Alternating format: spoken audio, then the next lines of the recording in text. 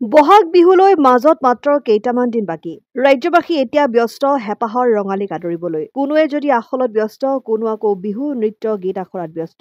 এনেবোৰ ব্যস্ততাৰ মাজতে তিয় সোণাৰী গাঁৱৰ এদল যুৱকে শেষত এই সময়ছোৱা অতীজৰে পৰা অতি ব্যস্ততাপূৰ্ণভাৱে তথা আশাৰে বাট চাই ৰৈছে। উক্ত অঞ্চলৰ এদল যুৱকে পূৰ্বৰ বোকা ককাৰ দিনৰ পৰা চলি অহা উক্ত অঞ্চলৰ এদল যুৱকে পূৰ্বৰ পৰা চলি অহা কুঁহিয়াৰ খেতি কৰি কিলোমিটাৰ পথ সুগম কৰিছে। গাইপতি প্ৰায় 12-15 বিঘা ভূমিত কুঁহিয়াৰ খেতি কৰি এতিয়া বিহুৰ জলপান পিঠাৰ বাবে বিশুদ্ধ গুড় প্ৰস্তুতত ব্যস্ত হৈ পৰিছে। উল্লেখযোগ্য যে বজাৰত চৌদিশে ভেজাল সামগ্ৰীৰ পয়োভৰ বৃদ্ধি পোৱাৰ সমান্তৰালকৈ এইসকল যুৱকে নিজৰ বাৰীৰ পৰা কুঁহিয়াৰ আনি বাৰীতে পেৰি গুড় প্ৰস্তুত কৰি বিক্ৰী কৰিছে। অৱশ্যে চাহিদা অনুসৰি পৰ্যাপ্ত উৎপাদন কৰিব পৰা নাই যদিও বৰ্তমান তিয়কৰ বজাৰত স্থানীয় গুড়ে বিশেষভাৱে বজাৰ দখল কৰিছে। বহুত পুৰণা খেতি আমাৰ এইটো এতিয়া দেউতাহঁতৰ দিনৰ পৰাই আমি কৰি আছোঁ।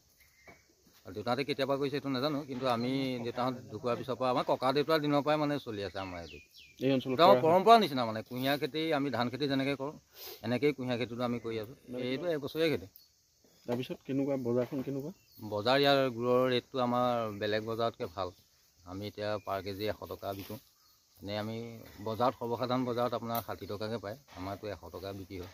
আমি 4-5জন ল'ৰাই মিলি কৰি আছোঁ। অকলে কৰিবলৈ অলপ অসুবিধা হয় মানে, এই পেৰা সময়ত যথেষ্ট কষ্ট হয় মানে, সেইকাৰণে আমি মিলি কৰিছোঁ আৰু। এই মাহটো আৰু আমাৰ কুঁহিয়াৰ পেৰা উৎসৱৰ নিচিনাই হয়গৈ আৰু ভাল লাগে আৰু। মাঘ মানৰ পৰা পেৰে আৰু মাঘৰ মানে লাষ্টৰ পৰা পেৰোঁ, ফাগুনৰ আৰম্ভণিত এনেই আমি বিহুৰ আগত বিহু খাবৰ কাৰণে অলপ পেৰোঁ। এইটো আগতীয়া মানে বুকিঙে থাকে মানে বিহু বুলি। পকাৰো বনোৱা হয় আৰু গুড় বনোৱা হয়, এনেকেই চলি থাকে। কিমানজন জড়িত আছে আপোনাৰ? আমাৰ 7জনমান আছিলোঁ। চবেই মোটামুটি চাহিদা ভাল হেৰি হয় আছে ইয়াত, যথেষ্ট মুনাফা আছে ইয়াত। আৰু তাৰ লগতে আমি অকল এই কুঁহিয়াৰ খেতিয়ে নহয় মানে, আমি ধান খেতি, পাচলি খেতি, মোৰ এতিয়া এক্সট্ৰাকৈ মই পাচলি খেতি কৰিছোঁ।